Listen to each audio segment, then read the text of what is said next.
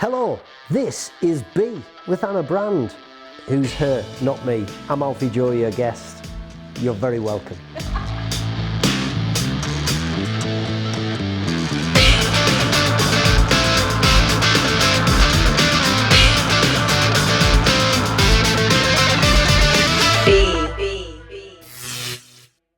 The show is about having conversations, real conversations. We're not doing any of the bullshit, cutting the crap, and we're talking about things that really work for people.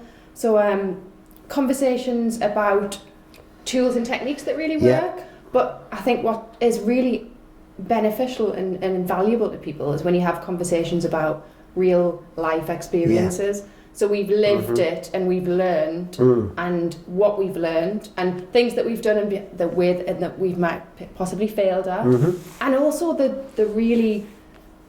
stuff that you feel like a little bit really cringe about, you know, that people will delete from their feed until it gets better and better, and then they'll keep deleting, and then that bit that's left is the bit that people are not going to relate to because you're not showing them how you get to that point.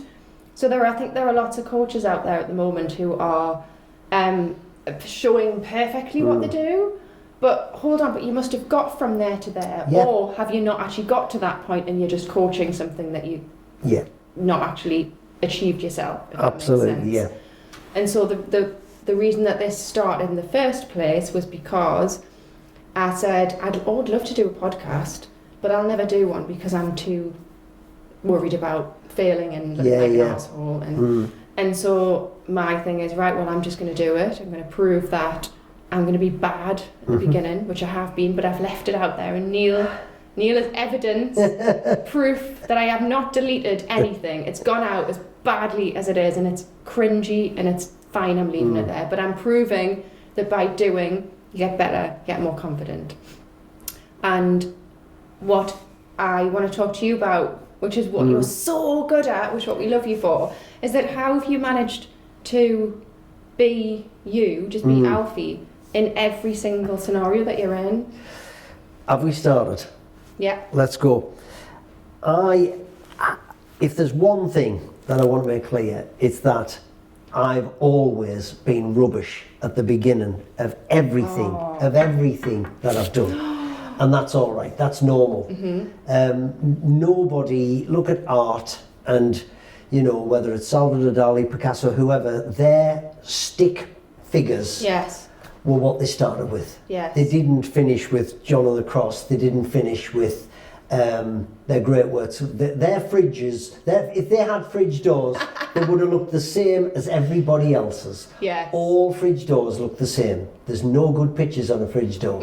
And I think it's all skill-based. Everything we do is skill-based, and you've got to develop the skill. So with a podcast, I get a little bit disappointed if I've coached someone and they ask me to coach usually before they've started. And that's probably not the best time to do it.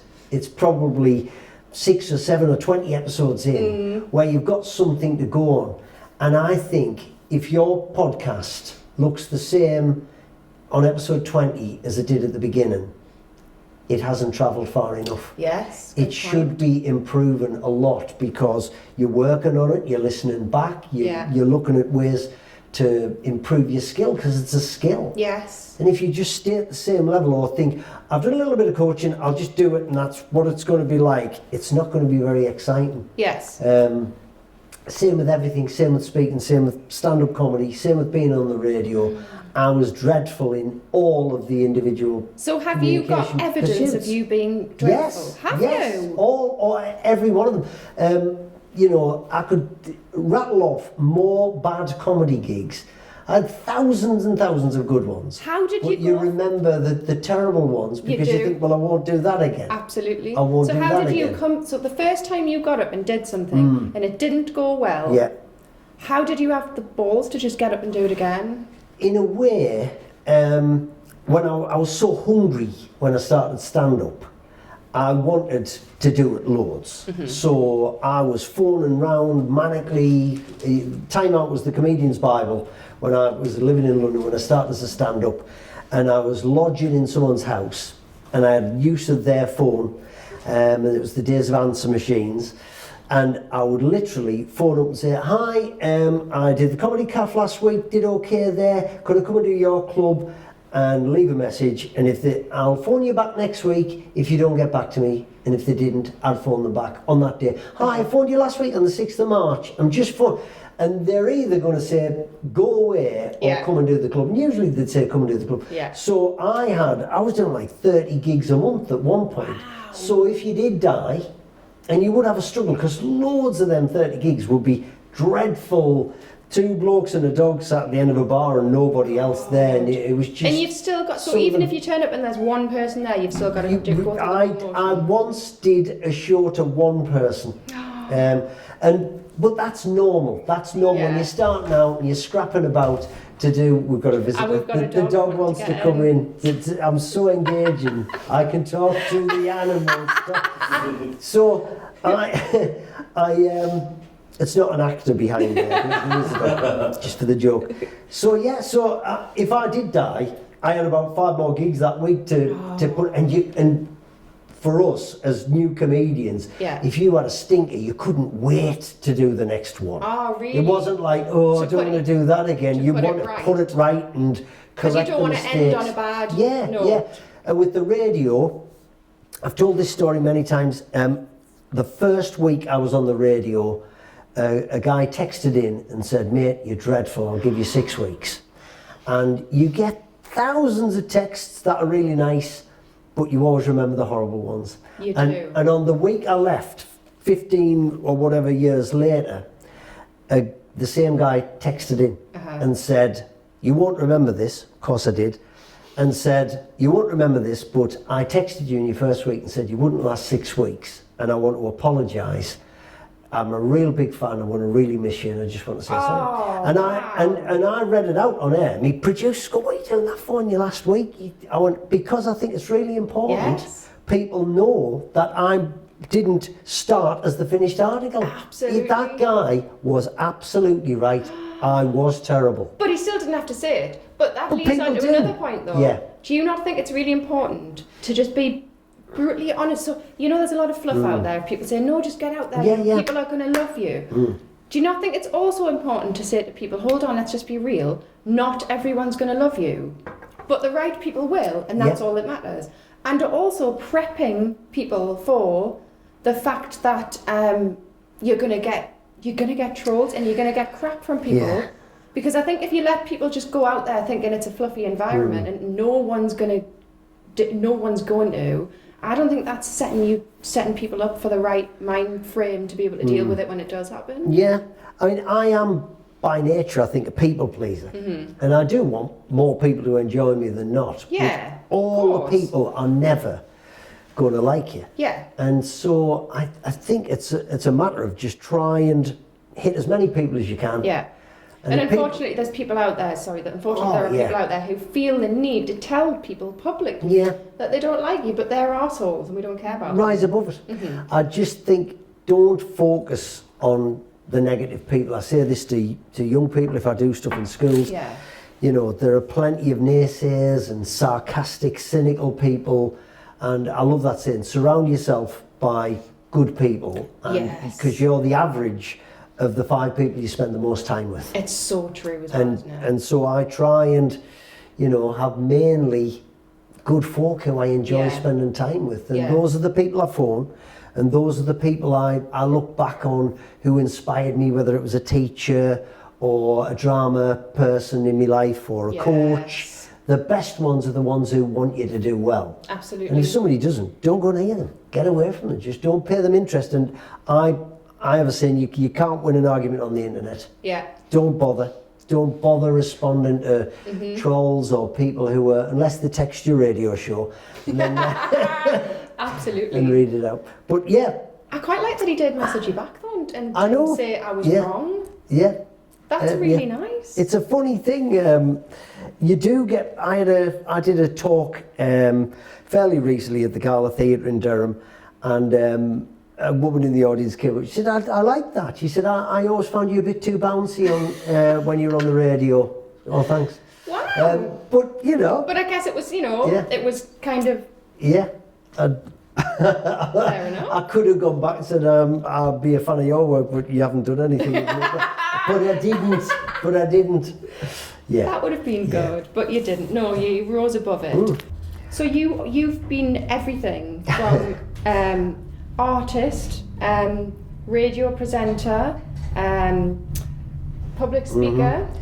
Well, art was very late. I've come to everything very late because I spent 15 years training to be a priest, and then I entered a religious order and all. Yes. Oh, that's quite well documented, and but people often want to talk about that, and I because it's my life. It's as normal as going to the shop for a tin of peas. Whereas to someone else, it's like, how on earth do you go from priest to creative business owner? Yeah, well, bizarre. I think in some ways it fed it completely. I remember when I got the breakfast show on the radio and a cynical journalist buzzed through and said, "What do you know about journalism?"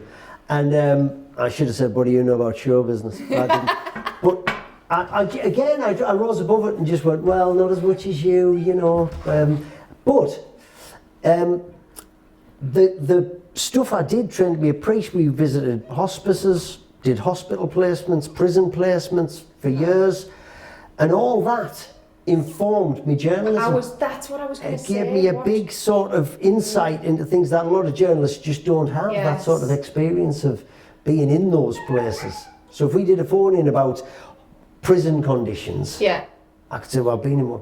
Wow. And people text in and go, it's a holiday camp. And I'll go, it's not, I've been in one. I've been in two for 2 years. That's all of those different roles have shaped your communication skills, in different ways. Absolutely. Well, I forgot, it was only when I left the BBC, a guy who was another business coach, who suggested I do communication coaching. Yeah. I hadn't thought of it. And he said, you've been communicating. Weren't you taught to communicate when you were in the church? And I went, I was. We were taught to speak at pulpits, to give sermons, to communicate in horrible, acoustically bad, cathedral type rooms. So you've sort of learned how to project your voice as well? We did stuff on camera, we did stuff about material. We were doing that when we were 18. So I forgot I'd done all that. Yes. And then, so we were a communicator in a way, in a big way, I suppose, a big part of the job. And then when I left, I became a comedian. So I had to learn to communicate in that way. Well, you always, when did you, so you were priest, then what did you do straight after that? I trained to be a priest and then left to become a kind of a monk, joined a religious order. Did that for 5 years. And then left all that when I was about 30 and straight into comedy. That's God, you went from Had you always been doing always stuff with entertained. Right. All from a very young age. I was born, Thornley Workmen's Club was my first home. My dad was a coal miner. My mum was the head barmaid in this place, and my dad became the head steward. As a little child, I would get on the stage and do Tom Jones and impressions, and so I'd always get up in front of the class. I would just get up in front of anyone I wanted to. I loved television. I loved watching Bring the Dog In. Bring the dog in. I'm going to have Come to let him meet the dog. Oh, God. It's an all, isn't it? Look at you all, look, it's in the mic. Come on. There we go. Right. Hi, welcome back. Join us after the break. Have you paused it? Workmen's Club. Yes.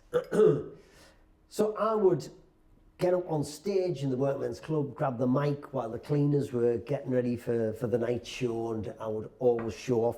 I would enter talent shows. I loved television. I loved watching talent shows, Opportunity Knocks, and I loved watching comedians. And my dad would sort of coach me about what was good and what was funny and that's really funny, enjoy a bit more of that. Yes. And he was like a really good DVD commentary for me, and a lot of the tastes I've got come from he was the same with movies as well. He's a good actor, watch what he's doing, she's brilliant, look what she's doing now. And I thought he had a really good eye, and so I suppose I want to impress him a bit. He loved Frank Sinatra, so I learned all the Frank Sinatra songs. Singer, I was going to say, there's so many. I took my dad to see Frank Sinatra in 1990, yeah. And So I don't think I've got very thick skin, because I would just, I would have a go at anything, even though I think I'd had limited ability in all of these things. I would just have a go.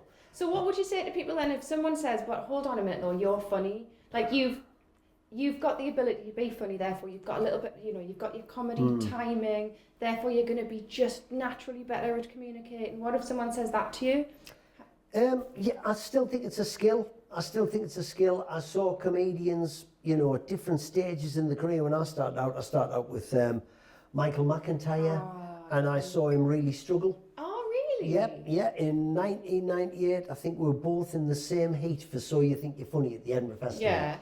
And he struggled. Oh. He's brilliant. He's so good. He does 15,000 people in South Africa, and he's just incredible. This is why I think it's so important not just to talk about all the amazing. There's too much out there at the minute of perfect Instagram feeds with people looking perfect, with the perfect background and the perfect offices and the perfect lives. And they don't show show how bad they were at the beginning. They don't show the failures and the learnings. And I just think that alone just puts people off and makes them feel like, God, how am I ever going to achieve this type of perfection? No, every talk I do, when I'm talking about talking, I go through all of the times at the beginning of everything. When I did my first keynote, it was terrible. It was. I remember going on after a guy who'd fallen off the stage, and the organisers came up to me and said, "There's a guy falling off the stage. Just be careful you don't go near the end." I popped into the room, and there's the tech guys putting white tape round, and they're going, "Don't go over the white tape because that fella fell off." And I thought, I'll do a joke about it. And I hadn't seen the fall, and it was quite a high stage. So I went on and said, "Right, we're sorry about Bob who fell off the stage, but we join him now in Edinburgh Royal Infirmary on the big screen." And I was joking, and people didn't laugh. They all looked, and he'd had a bad fall, and he was in hospital, and I didn't know. And so when they didn't laugh, I thought, I'm only joking. We do want Bob to do well, and I'm backtracking, I'm digging. And then another thing happened. I'm starting to do an interaction bit, and there's people couldn't understand me. It wasn't a fully English-speaking audience of people from Italy, Greece, Spain. And if I'd done due diligence, if I'd been more aware, I'd have found that out. I'd have spoke slower. I'd have and the difference, they don't have the British humour as well. Yeah, exactly. You've got there's so many variables. Yes. And the more work you put in, the more preparation, the better you'll be, and the more you do it, the more experienced you'll be. Yes. But it's a skill that you improve. And if you hadn't been bad to begin with, you wouldn't be. I was not a magical speaker. I was not a brilliant comedian at the beginning. Yeah. I was terrible on the radio. And we went on to win awards. Everyone's heard it here. Alfie wasn't as good as he is now. He wasn't. He had to be bad first. That's really important. It is. And I haven't done many of these, so imagine how good when I come on here in a few years' time. I'll be amazing. Authenticity. So we've talked a bit about that, but obviously you are genuinely very, very authentic. And you are when you were on radio, and every time I see you, and if when you're doing your comedy, when you're on your social media, but you still have to be a little bit different for each environment, don't you? Yes, so, for example, if you're presenting at an award ceremony, for example, you can only let, I guess, a certain amount of your personality come through. Would you say you would have to just maybe rein it in a little bit? And also that I will do like the Northern Law Awards and the Accountancy Awards. Yeah. And luckily I am naturally a very positive person because I don't know anything about law or accountancy. Ask my accountant. And I'm terrible at those things, but I think, well, where can I show genuine positivity? And it is in the hard work people have done to be there, the joy they'll feel.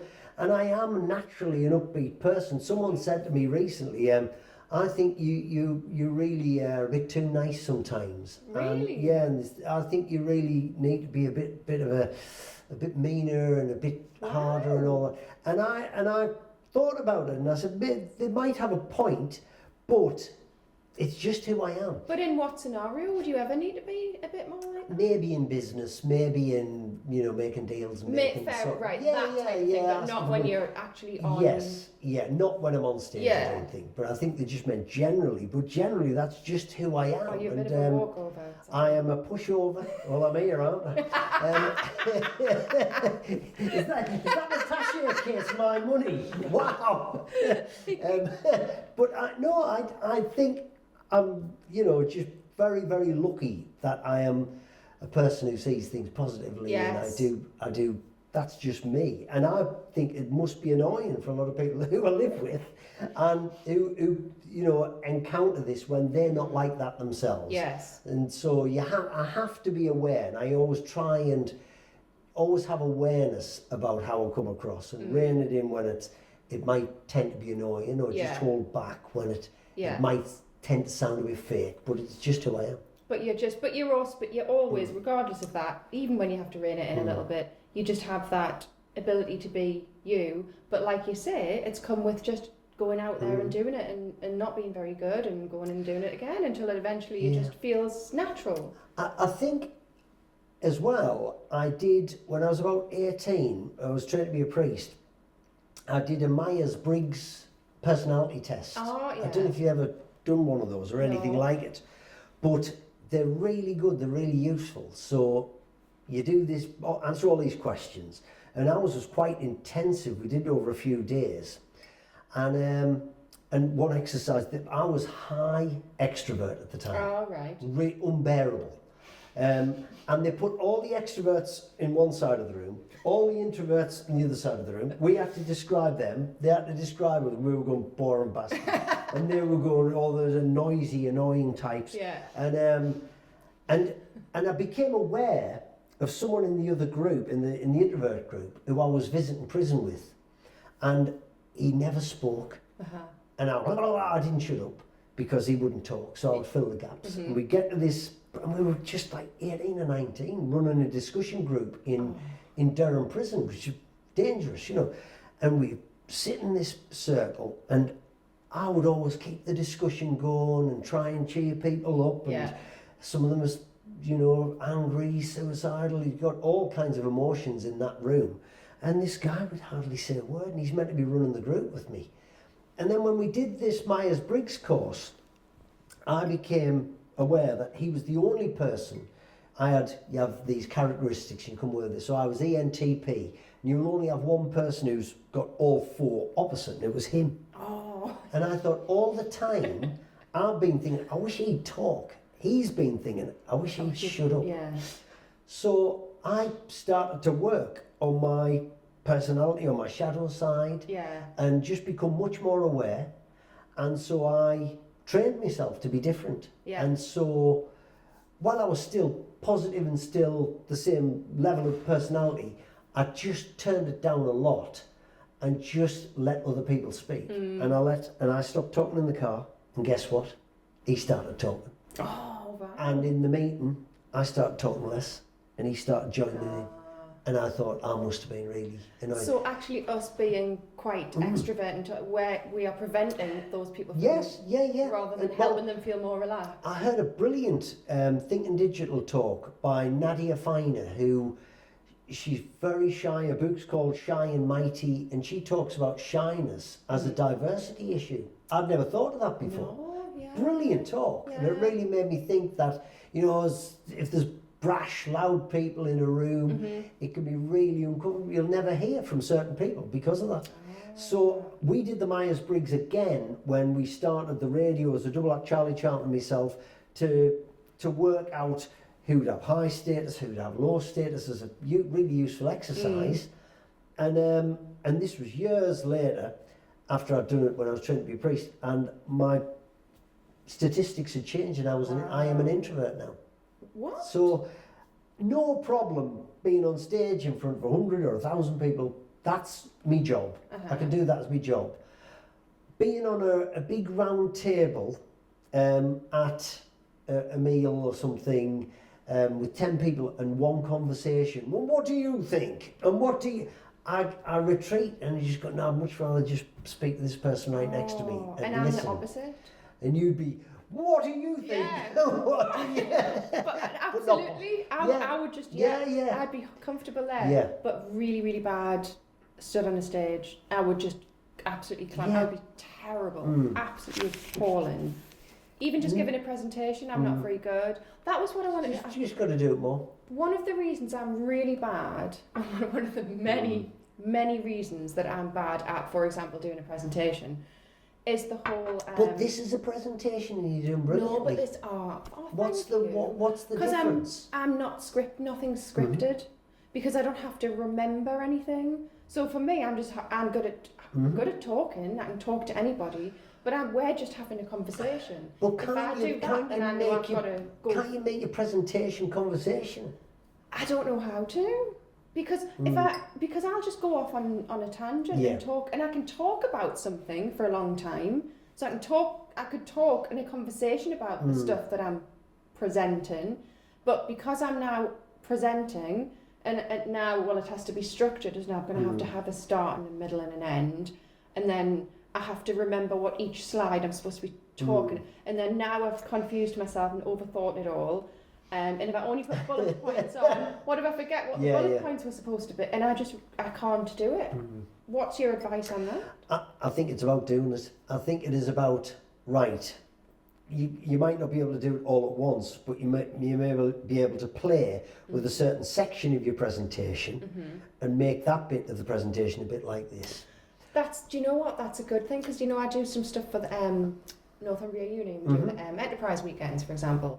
And the first time I did that, and I was and they're all we all laugh about it, but it was 20 minutes or 20 minutes, half an hour, whatever it was, of me putting so much into one presentation. It was unbelievable. I think I felt I had to give as much value as humanly possible. Whereas actually, if that's a good point, the last one, I took everything out, just concentrated on that, and I was able to just talk rather than present. There's quite a few conferences I go to where people do, instead of doing a talk or a presentation, they do a fireside chat. Yeah. And that is basically this. Yes. So it is more comfortable for them. It just means the person who sat here can steer them and get them back on track and keep the stories in the right order. But they're much more comfortable doing that than doing a presentation. I think most people are, to be honest. I know a really good public speaker who came on my radio show, Alexander Bell. You should get him on the show. He's really good and he talks about telephones. That is his name. You won't forget, will you? Alexander Bell. And he came on my radio show and he was fantastic. And he's good at speaking on stage. He says, but I want to do it so I can feel like when I was on your radio show. And it's it's closer to this. It's a chat, it's a conversation.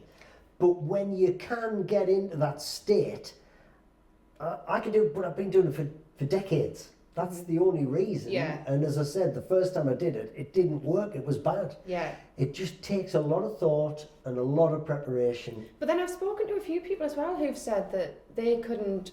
So, like I say, I've written a few things, but I probably won't even mention half of them because I just like to talk naturally instead.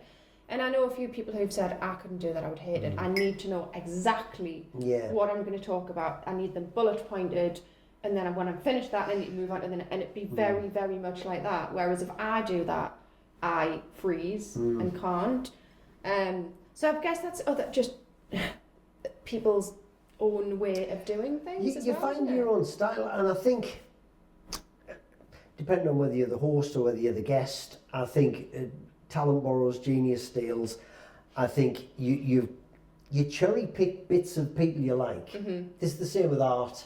Yeah. You go, I like the way he draws a hand, I like the way the cartoonist draws that nose, and you start copying other people, and then eventually all those bits form into you. Yes. And it's the same with talking, the same with hosting. So I've loved hosting and chat shows since I was a kid. I didn't realise how much I liked them until I started doing it a lot myself and thinking, actually, I'm living a dream here. I'm David Letterman or Michael Parkinson, and I studied them. When I used to watch those shows when I was younger, and all through, I loved the American talk shows especially, and I go back and watch tons of them on YouTube.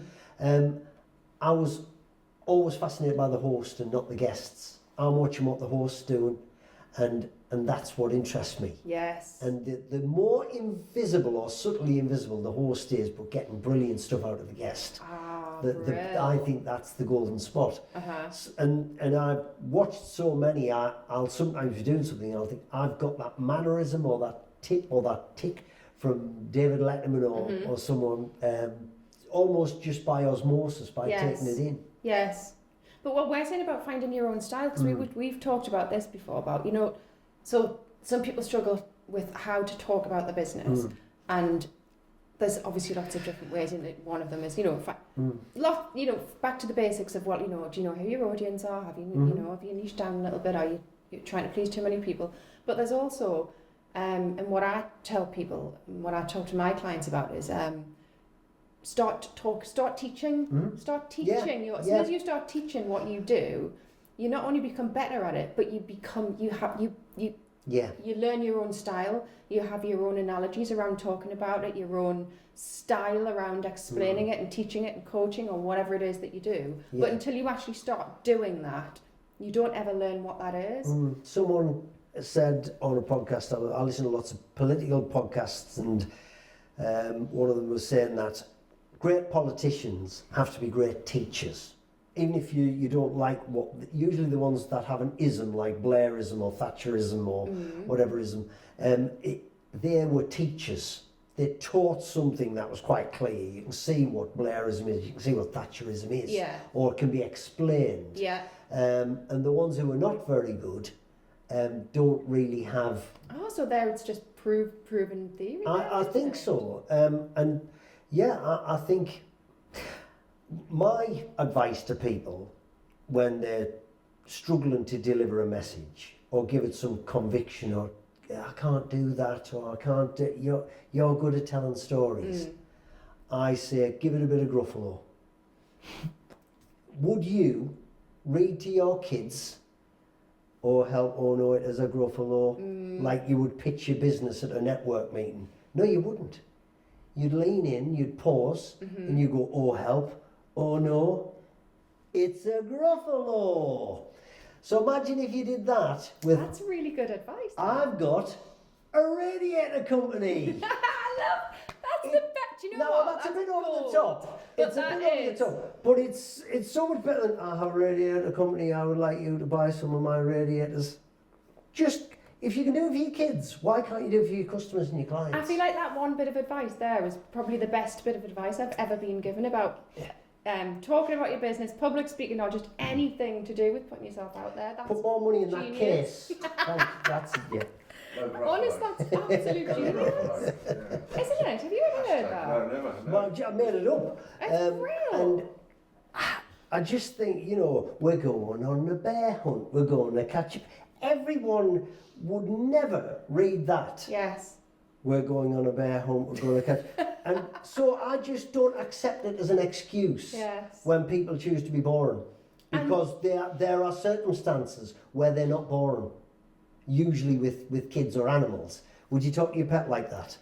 What would you talk to your pet like? Do that with your client? A tiny bit. You don't have to go way over the top, but a little bit. Don't tickle a tummy. Brilliant. Roll over. I honestly think that's absolutely brilliant advice. Absolutely fantastic. I'm really curious because I've never, I know that you do public speaking coaching, and I've never had that before. I've never known anyone who's been to get public speaking coaching. How do you teach somebody how to... So if someone's come in and they've literally never done this before, and by the way, is it just public speaking as in can you apply this to podcasting? I'd say probably podcasting has been the one that I've done quite a bit of. Right. I find that almost easier because there's an instant way that we can work on something. So I would just do a conversation with an iPad and a microphone. We'd have a chat. Yeah. And we'd listen back to the tone of voice and that was it. Most of it is about having to listen back to yourself and having to study what you've done rather than prepare what you're going to do. Which is the bit that everyone avoids in the first place. And when we were on the radio, every Wednesday, our really good boss would take us off to a room, and you wouldn't look forward to it because you're going to have to listen back to yourself and listen to you can just hear the mistakes. Yeah. And what we do is we'd go through the dial and we'd just stop at about 8:10 where there's more listeners tuning into a breakfast show. And he would say, right, we're going to listen to 5 minutes. I want you to take notes and mark yourselves what you think you did good, what you think you didn't do good. And then we'll listen to 5 minutes of a competitor, or we'll listen to 5 minutes of one of your heroes or one of your rivals, and we'll mark them in exactly the same way, and we'll see who, because we were both delivering roughly the same stuff at the same time, did we do a name check? Did we say who we were? Because he always used to say, and I think this is really good advice, lead people by the hand. Certainly if you're on a podcast or if you're on an interview on the radio, reintroduce someone. People are joining in. There's a truck driver just driving down the A1. They might have missed the beginning. But I think it's slightly different with the podcast because most people are not going to start listening halfway through. It's a radio thing or a live thing, I suppose.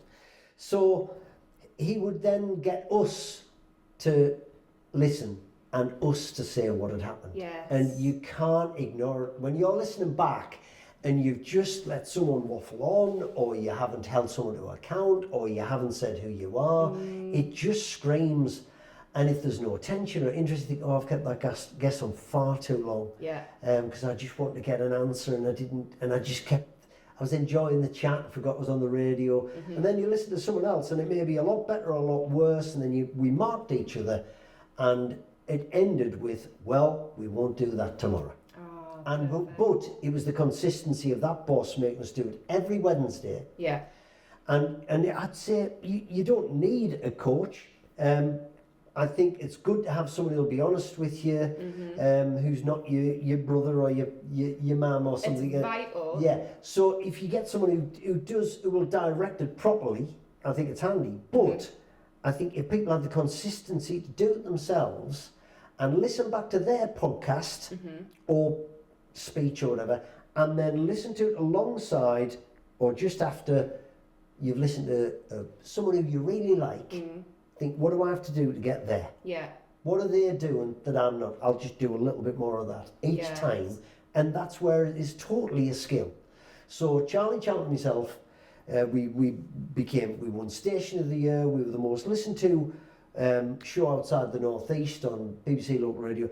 That wasn't me and her. That was the Snoop. It's called the Snoop in radio terms, and it was that boss making us do that every Wednesday over the years. It got better and better. Every Wednesday we came away going, we won't do that again. We won't do that. And it's like having the sandpaper out constantly, and you're just sculpting it and just getting it right, and it gets more and more difficult. If you keep implementing all of those things, it gets more and more difficult for the boss to go, actually, by the end he was going, that was really good. I can't think of one there. And he was really good. He let us, it was the Socratic method, if you know your philosophy, where I think Socrates said the answer's always inside yourself. So we would just own up ourselves and go, I did too long in that bit, or there was no tension in that bit, or I didn't say the station's name in that bit. And it is exactly the same with a podcast or a speech And you could do that with, actually, when we're talking about networking, with your actual 60 seconds elevator pitch. Your pitch, I'm always working on mine. I'm always thinking of a better way to do it, and it's always improving a little bit. Oh, perfect. Thank you for that. That's actually really, really helpful. The signature question that everybody's going to be asked, because we need to be really blunt about really honest, open and honest about any failures. Is there something that you have done that really didn't go to plan, that was an absolute flop, failure, cringe, Well, there'll be plenty of things that we've all done. But is there anything that you haven't already mentioned that you'd be prepared to just that was really cringy, but this is what I learned? I think my biggest failure is behind the scenes. I tidied my art studio room this week and did a little camera shot of the desk and the windowsill, and people were leaving comments going, wow, this is incredible. But people who really knew me went, show us behind the camera. Because it's got piles of rubbish and bags that I haven't sorted out. But I needed to do a project on me art desky studio thing, so I had to clear that or I couldn't get it done. And that's a bit like me. I am a Captain Chaos behind the scenes, where anything to do with money, invoices, that is the side I really need to improve, or I won't be a serious. But I'm not a business person. I don't think of myself as a business. I am a sort of sole trader, limited company thing. But I talk to rooms full of business people, and I always say, when I grow up, I want to be like you. Because they've got those bits right.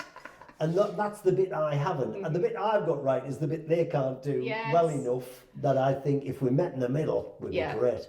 Absolutely. So it would be, for me, it would be keeping up to date with all of the boring bits. I've got it's just boring. Crazy brain, but that's so important though. It's so important to get all that. And I am getting better. I've got an accountability Zoom that I do during the day whenever I'm not working. I've got a guy on mute, or I use a tool called do you do that? Do you? Focus Mate. Have you heard of Focus Mate? It puts me off because I know that they're there and I can't concentrate again. I'm very... But if they weren't there, what would happen? My Achilles heel? I'll just put the kettle on. Or I'll just do Get this, in the I'll garden just office, do that. you see. Yeah. Get in the garden office and then you can't... Yeah. You can't do that. Well, that's my... I've got to have someone watching me. Really? Yeah, and it's great. It's just like having God or someone there. Just you put your pen down. I like it though. But Focus Mate is great, because if you're working a lot at home, you can go around the world in a day. So what you do is, it's a website, and you put in your engagements. You say, right, I want to work 50 minutes, 50 minutes, 50 minutes in these blocks. You put the calendar invite, and then at the time, say at 9 o'clock, your first one starts. There's Sergio from Argentina. Stop it. Yes, and you go hello, and you go hiya, and you go hello, Alfie. I'm just doing some laundry. And you go, all right, I'm just drawing a picture. And you go, okay, see how you get on. Mute. He goes on mute. And then silence. And you put the radio on or whatever. And then at the end, this gong goes off. And it's ring. And you go, oh, how'd you get on, Sergio? And he goes, yeah, good. What do you do? You have a little light chat, and then the end. And then the next one starts. And it's, hello, it's Mika in Japan. And you go, hiya. Are you it's great. It was a game changer for me. But usually I use my mate Alexander, who's in Barnard Castle, and we use each other. When we're not using each other, we use Focus Mate. And it just made our productivity has shot up. Do you ever have a longer chat with people and keep in touch with them, or is that just weird? No, but I had a weird one when the whole Israeli-Palestinian thing blew up, and it was horrendous, and still is. This is weird. I had one guy from one end in Egypt, when Egypt had closed its border, and I'm chatting to him, and the next session was a guy from Israel who was a piano player who was composing a tune, and I asked him for his YouTube channel, and he shared it, and he's a proper concert pianist. So you have connections all over the world. Amazing, and there was, and sometimes you get the same person who just keeps adding you. And so I had a Japanese student who was just learning for her exams, and she's about 17 or something. She's just all day. She's just in a library somewhere. Hey, that's just I brilliant. like it now. And you can also do it if you don't want to talk, or if you're in a place you can't talk. You can do it you can just leave messages. Yeah. But Focus Mate. Every day not is being school sponsored. Day. Alfie Joey, you're such a legend. Can I just ask you then, what is the one thing that people can do today, no excuses, that will just get them a little step closer to having the confidence to just put them, whether that's doing their first live or whether it's to put a blog post or just what can they do today just to give them that little bit of confidence? I think go on a Reels. I think we've had the Reels revolution. And we've had the Zoom boom and the Reels revolution, that's mine. And we've had the panel and the podcast all really explode since COVID. Yes. And I think before, even 10 years ago, people were paying lots of money for billboards and they were paying for adverts in magazines and on the radio. And now it's all there. Mm-hmm. It's all there. And it is a fight for attention.